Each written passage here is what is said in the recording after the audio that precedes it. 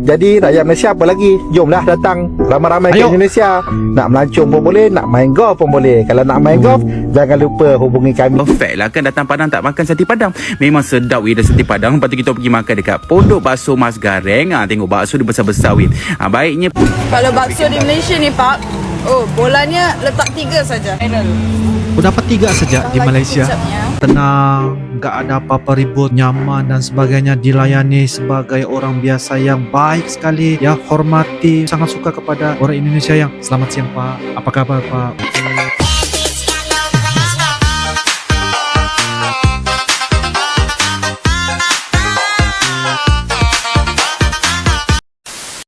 Orang Malaysia banyak datang ke Jakarta sebab orang Malaysia banyak duit.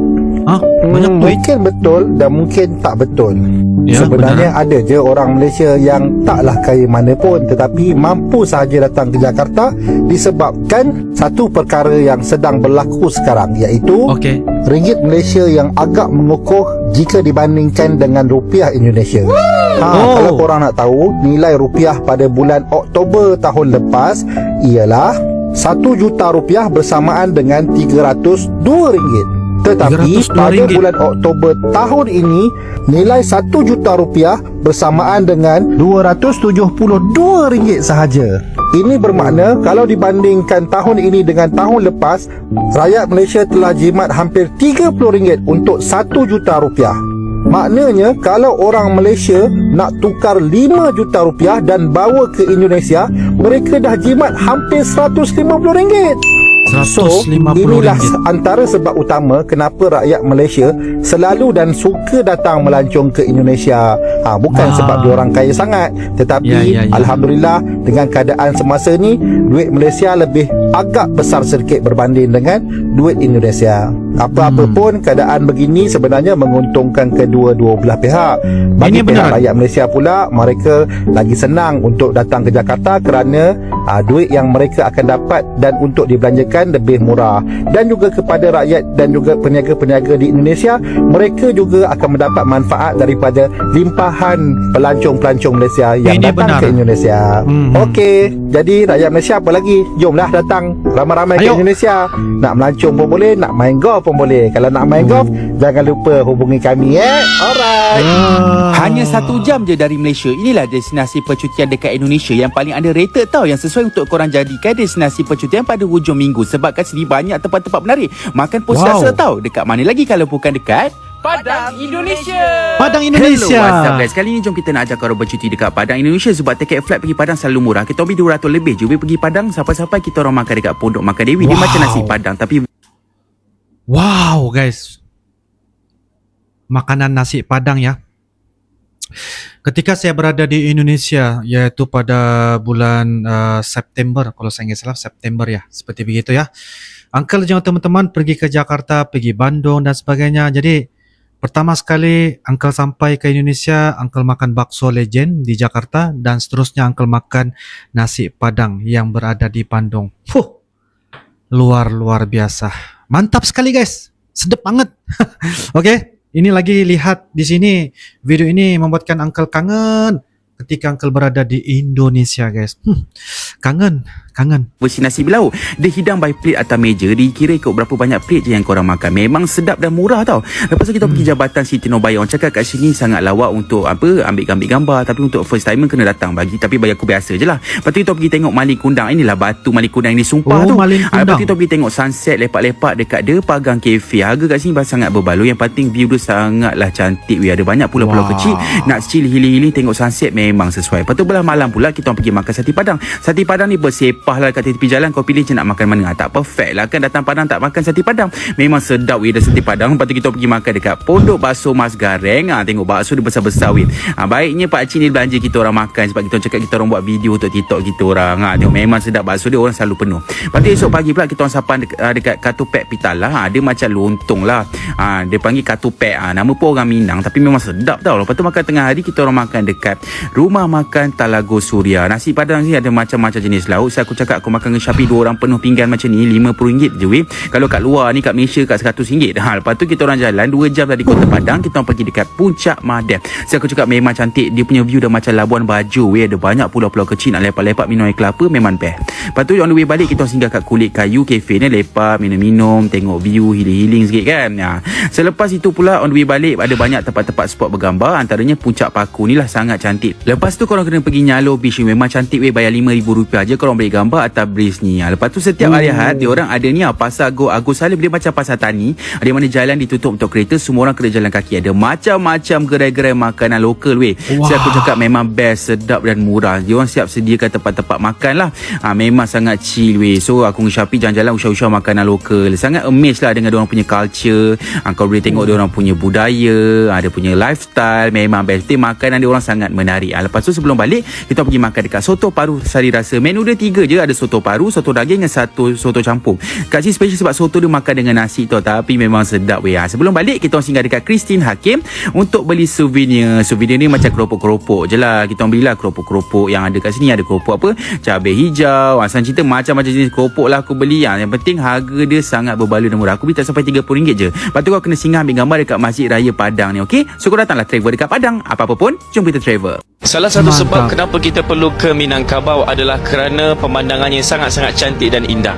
Pada 9 Julai dan juga 16 Julai ini, saya akan buat trip ke Minangkabau. Trip 5 hari 4 malam untuk anda melihat pemandangan yang sangat-sangat cantik. Kita akan pergi ke Alahan Panjang dan duduk 1 malam di sana.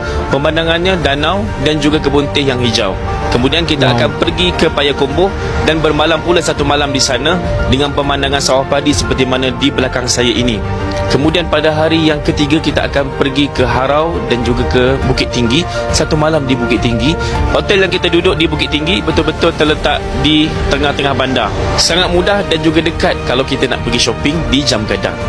Kemudian pada hari yang keempat kita akan pergi ke Tasik Maninjau dan pergi ke rumah kelahiran Buya Hamka. Kemudian teruskan perjalanan menuju ke Kota Padang dan kita akan duduk 1 malam di Kota Padang. Kalau bakso di Malaysia ni Pak, bolanya letak 3 saja. Aku dapat 3 saja di Malaysia. Kecapnya. Kau tambah apa Lagi lagi yang buat kecapnya. dia pedas? Sambal.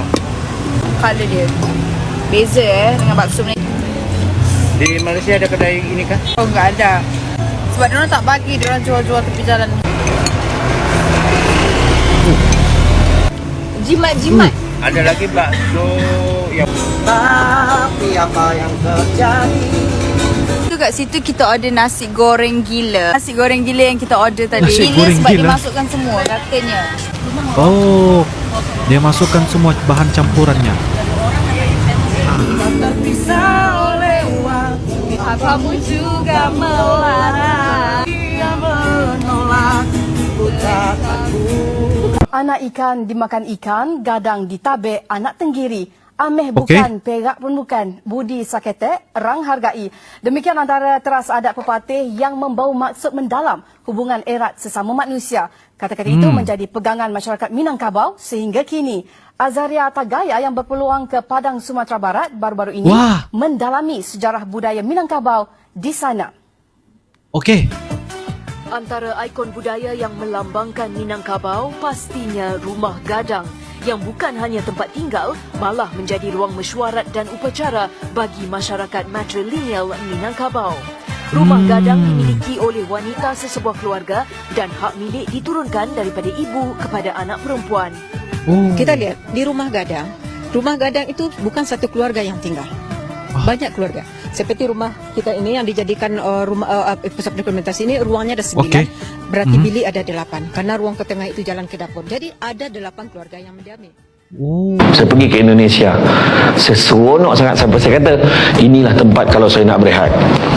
Sebab di Indonesia tak ada yang kenal aku. Iya benar. Samsul debat nak naik ke Menara Petronas, kau ingat senang. Bukan isu security. Isu security nak ambil abah. Ambil. Tak kisah pun. Tak maksud saya, jap gambar. Dekat Singapura saya turun. Ustaz TikTok panggil aku. Tak, bila tengok tempat orang apa saya tahu. Saya sampai dekat Indon, dekat lapangan terbang Soekarno Hatta tu, saya buka Miman. Saya tengok orang buat tak reti. Sebab saya pakai mask pun, lepas musim PKP, pakai mask pun orang kenal kita siapa. Dia tengok mata, tak kenal je, dia kata. Saya balik daripada umrah, saya ni bantai dah pakai macam Arab. Pakai macam Arab tu, yang kain tu, pakai mata, yang ada yang bulat tu, ikat tu kan. Saya siap tutup je ni, betul ni, biar orang tak kenal. Sampai dekat immigration tu, orang Arab tu. Dia betulkan balik. Dia buka, nampak muka aku. Langsung orang bergambar dengan aku. Macam tu lah. Tapi di Indonesia tak ada siapa peduli. Saya buka. Assalamualaikum. Dia buat taruh, dia penang saya tu. Dia tak kenal saya siapa. Oh, inilah tempat yang terbaik kalau saya nak berehat. Itu yang bulan 5 hari tu, saya dah penat jadi Samsul Debat. 2 minggu saya berehat kat sana. Tak ada live, tak ada apa. Orang perasan lah. Oh, masa tu dilayan kita ni macam orang biasa. Sampai dekat pintu masuk, selamat siang pak, selamat siang pak. Macam ni. Dekat Malaysia nak dapat macam tu raja je. Siapa nak pergi Indonesia dia tu? Betul Ya, kan? benar. Siang, pak, silakan pak. Saya tanya, toiletnya mana? Toilet pak, sini pak. Sini pak. Dia tinggal tak menyangkung sebelah aku je.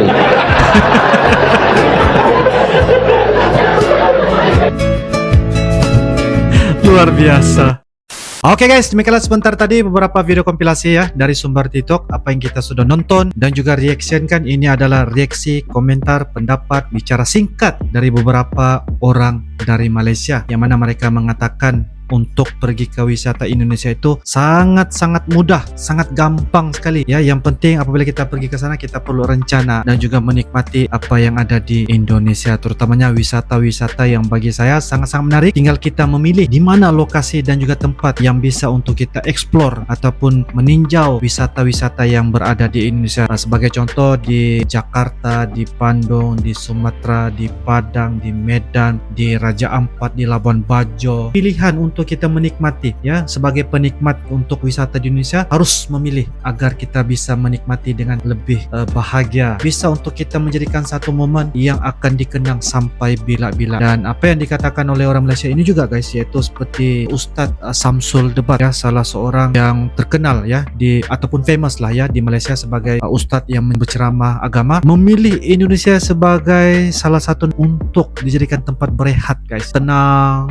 gak ada apa-apa ribut, nyaman dan sebagainya, dilayani sebagai orang biasa yang baik sekali ya, hormati, sangat suka kepada orang Indonesia yang selamat siang pak, apa kabar pak, udah makan ya pak. Jadi itu sebenarnya kalau dilihat menurut pengalaman Uncle ketika berada di Indonesia, nada-nadanya tuh sama sahaja guys ya. Selamat siang pak, apa kabar, ya sudah makan ya, mau pergi mana. Itu adalah beberapa soalan yang biasa kedengaran, yang selalu seringkali Uncle dengar ketika berada di Indonesia. Jadi ini adalah satu hal yang bagi saya untuk dijadikan sebagai penikmat bagaimana untuk kita eksplor ke Indonesia. Apapun ini adalah sebagai salah satu rujukan juga buat kita teman-teman kita dari Malaysia, mungkin mana tahu kita bisa memilih lokasi yang paling tepat untuk mengeksplor ataupun menjadi seorang petualangan yang berwisata ke Indonesia. InsyaAllah suatu hari nanti ya, mungkin kalian yang tengah menonton dari Malaysia bisa sekali menikmati wisata-wisata yang ada di Indonesia. InsyaAllah saya sebenarnya tidak tahan melihat makanan-makanan yang disajikan tadi ya guys ya, bikin ngiler banget ya.